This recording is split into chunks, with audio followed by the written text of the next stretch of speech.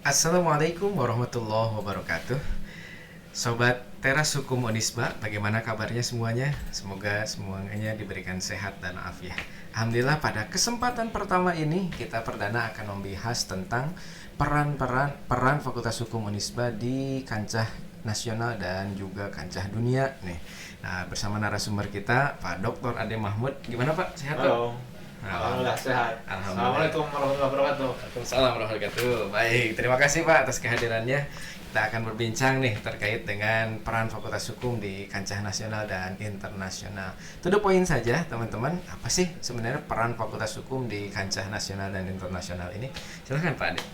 Ya, peran hukum di dunia internasional atau di dunia nasional atau di level lokal sangat besar manfaatnya untuk masyarakat. Ya, hukum itu kan berfungsi untuk menciptakan keadilan, manfaatan, pastian. Nah, tanpa adanya fakultas hukum nggak mungkin tercipta.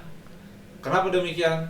Ya, karena fakultas hukum itulah yang melahirkan kader-kader atau insan-insan dari para penegak hukum. Dari fakultas hukum lahir seorang intelektual yang berpikir hukum dan mereka yang menegakkan hukum. Dari fakultas hukum ada yang jadi dosen fakultas hukum, ada juga yang jadi praktisi hukum seperti jadi pengacara, jadi polisi, jadi jaksa, jadi hakim, jadi petugas pemasyarakatan. Mereka adalah insan-insan penegak hukum yang lahir dari rahim fakultas hukum. Oh, jadi kalau orang yang masuk Fakultas Hukum teh nggak harus jadi hakim ya Pak ya? Tidak harus, banyak sekali pilihannya. Oh, banyak. Misalnya di fakultas hukum. Fakultas hukum itu banyak melahirkan kader-kader, insan-insan yang berprofesi di bidang hukum. Tapi juga banyak yang berprofesi di luar hukum, tapi ada kaitannya dengan hukum. Misalnya mereka menjadi pengusaha.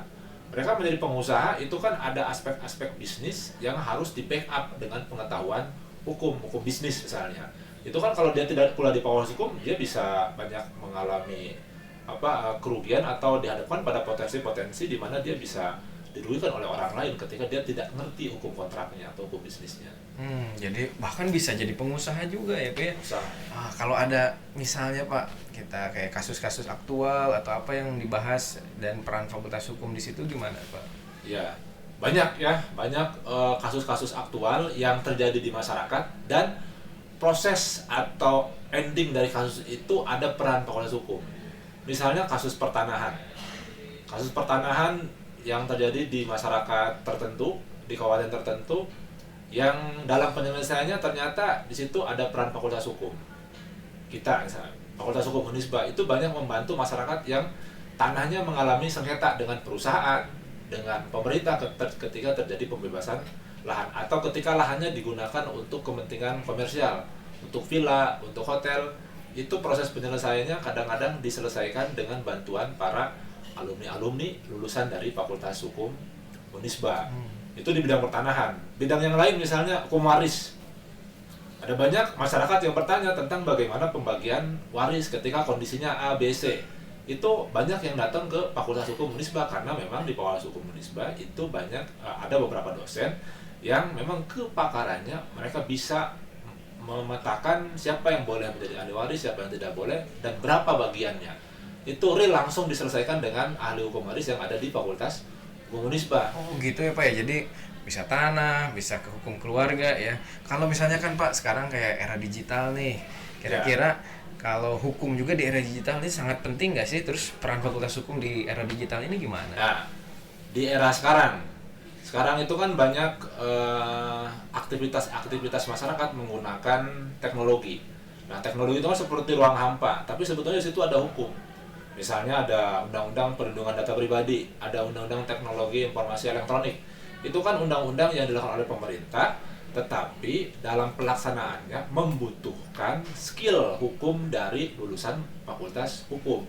Sehingga kalau masyarakat itu tidak dibekali dengan edukasi hukum, nah itu akan sangat berbahaya, terutama bagi para generasi muda, anak-anak Gen Z yang sekarang bermedsos.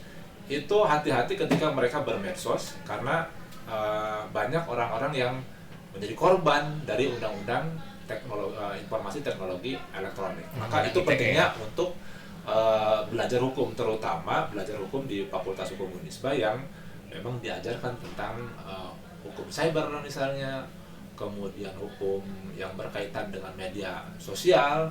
Jadi hukum itu sangat dinamis, dan di Fakultas Hukum Unisba itu mengikuti perkembangan yang terjadi di masyarakat, terutama di generasi muda kita. Nah, satu lagi nih Pak terakhir, ya biar teman-teman tertarik nih masuk Fakultas Hukum. Selain peran yang kita tahu, kalau masuk Fakultas Hukum teh, kalau jadi mahasiswa Fakultas Hukum, apakah harus hafal pasal Pak? Belajar hukum bukan berarti menghafal pasal. Belajar hukum itu kemampuannya ada pada kemampuan menganalisis. Modal untuk menganalisis adalah membaca dan berdiskusi, berdialog, berdialektika. Jadi kalau jadi anak Fakultas Hukum harus sering berdialog, belajar diskusi, dan belajar menyampaikan pendapat, bukan menghafal pasal. Jadi kalau ada anggapan masuk Fakultas Hukum harus bisa menghafal pasal, itu Hoax teman-teman. Jadi teman-teman di Teras Hukum Unisba, yang di Teras Hukum Unisba, nah, silakan Anda untuk masuk Fakultas Hukum Unisba nih, supaya kita lebih tahu tentang hukum ya. Apalagi di zaman digital sekarang kita banyak bermedsos. Nih kalau kita nggak tahu hukum, bisa-bisa kita jadi masuk penjara. Baik, kita lanjutkan nanti di podcast selanjutnya. Masih di Teras Hukum Unisba, tunggu kelanjutannya. Assalamualaikum warahmatullahi wabarakatuh.